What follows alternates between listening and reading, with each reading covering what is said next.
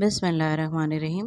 پوری دنیا کی آبادی تقریباً 8 ارب کے قریب ہے اور اس میں مسلمانوں کی تعداد 2 ارب کے قریب ہے۔ دین اسلام کے 72 فرقے ہیں، ان میں 7 فرقے بنیادی ہیں جن کے اندر بہت سی باتوں میں ایک دوسرے سے اختلاف ہے، مگر اللہ رب العزت کی وحدانیت پر ایمان کے بعد پیارے نبی حضرت محمد صلی اللہ علیہ وآلہ وسلم کے آخری نبی ہونے پر سب کا ایمان ہے۔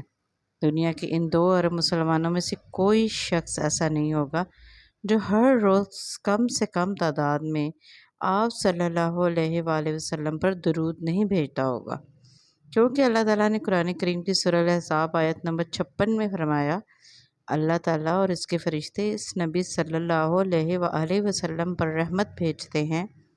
اے ایمان والو، تم بھی ان پر درود بھیجو اور خوب سلام بھی بھیجتے رہا کرو۔ سنن ابو داؤد کے مطابق اللہ تعالیٰ نے انبیاء اکرام پر قبر کی مٹی کو حرام قرار دیا ہے۔ اندازہ کریں یہ مٹی ہر جاندار کو اپنے اندر جذب کر لیتی ہے، مگر انبیاء اکرام کے جسام کو چھو بھی نہیں سکتی۔ اس لیے ہم مسلمانوں کا کامل اور مضبوط ایمان ہے کہ آپ صلی اللہ علیہ وآلہ وسلم درود شریف کے سلام کا جواب دیتے ہیں، اور پوری دنیا میں آپ صلی اللہ علیہ وآلہ وسلم کے امتی جہاں بھی موجود ہیں ان کا سلام آپ تک پہنچتا ہے۔ یہ سب باتیں آپ بحیثیت مسلمان جانتے ہیں اور ان میں کوئی نئی بات نہیں، لیکن کیا ہم پاکستان کے مسلمان کیا کبھی یہ سوچتے ہیں کہ جب ہم اپنے پیارے نبی صلی اللہ علیہ وآلہ وسلم پر کروڑوں درود و سلام بھیجتے ہیں تو اس کے بعد ہم اسی زبان سے جھوٹ بد زبانی الزام تراشی کرنے کے قابل رہ جاتے ہیں؟ یقین مانیے یہ وہ سوچ ہے جو انسان کے رونگٹے کھڑے کر دیتی ہے، اس کے جسم کو کانپنے پر مجبور کر دیتی ہے اور آنکھوں سے آنسو روا کر دیتی ہے۔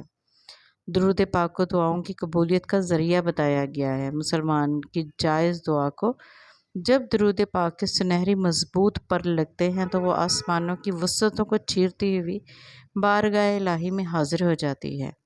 میں اپنے پیارے نبی حضرت محمد صلی اللہ علیہ وآلہ وسلم کی صفات اور درود پاک کے فضائل بیان کرنے لگوں تو شاید الفاظ ختم ہو جائیں۔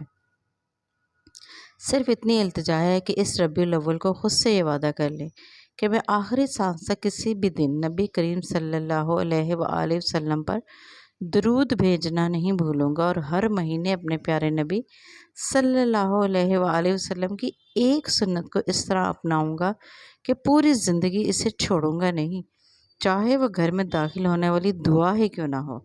انشاءاللہ ایک دن ہم ویسے ہی بن جائیں گے جیسے ہمارے پیارے نبی صلی اللہ علیہ وآلہ وسلم کا حکم اور رب تعالیٰ کی پسند ہے۔ ذرا سوچئے، روز محشر ہے، آپ کا جسم پگھل کر پسینے کی صورت میں بہہ رہا ہے، ٹانگیں بوجھ اٹھانے سے انکاری ہیں، آپ کو دور نہر کوثر نظر آتی ہے، چلنے کی سکت نہ ہونے کے باعث آپ گھٹنوں کے بل اپنے وجود کو گھسیٹتے ہوئے وہاں تک پہنچ جاتے ہیں۔ وہاں ہمارے پیارے نبی حضرت محمد صلی اللہ علیہ وآلہ وسلم کھڑے امتیوں کو پانی پلا رہے ہیں۔ جب آپ قریب پہنچتے ہیں تو آپ کے دنیا میں بھیجے گئے درود و سلام کے باعث پیارے نبی صلی اللہ علیہ وآلہ وسلم کی آنکھوں میں پہچان کے سائے روشنی بن کر کھوندتے ہیں۔ آپ صلی اللہ علیہ وآلہ وسلم کے پاک لبوں پر ہلکی سی مسکراہٹ آ جاتی ہے اور ہمیں بتا جاتی ہے کہ انجام اللہ کے حکم سے بخیر ہوگا۔ اللہ تعالیٰ سب کو نبی پاک صلی اللہ علیہ وآلہ وسلم کی شفاعت نصیب فرمائیں، آمین۔